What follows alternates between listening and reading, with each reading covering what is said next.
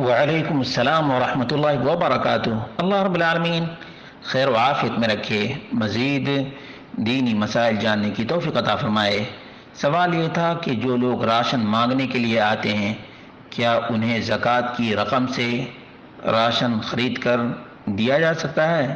اس کا جواب یہ ہے کہ ہم شریعت کے نصوص کی پابندی کریں تو ہمیں کبھی بھی الجھن نہیں ہوگی۔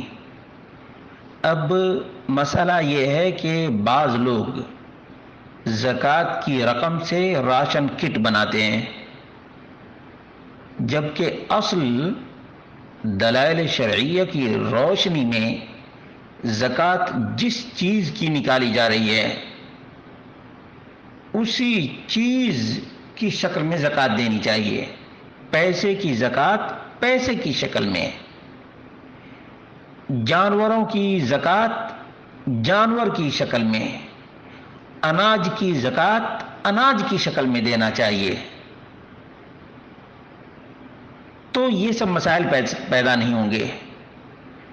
اور اسی طرح سے فطرانہ کے موقع پر بہانہ بازی ہر جگہ ہے، ہر جگہ بہانہ بازی ہے۔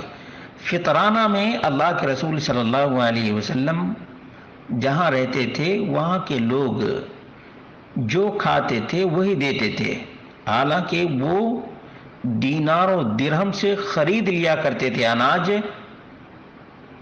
اور اناج ہی دیا کرتے تھے۔ اسی لیے صحیح بخاری میں دیگر کتب سنن کے اندر موجود ہے کہ فطرانہ صدقۃ الفطر یا زکوٰۃ الفطر کن کن چیزوں سے دینا چاہیے۔ کچھ لوگ زبیب دیا کرتے تھے، کچھ لوگ کھجور دیا کرتے تھے، کچھ لوگ جو دیا کرتے تھے، کچھ لوگ گندم دیا کرتے تھے۔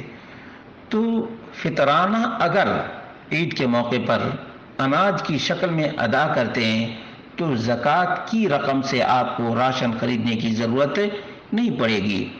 عید کے موقع پر آپ اپنا فطرانہ مستحقین کو اناج کی شکل میں دے دیجیے، اسی میں خیر ہے، بھلائی ہے اور اتباع سنت مصطفیٰ بھی ہے۔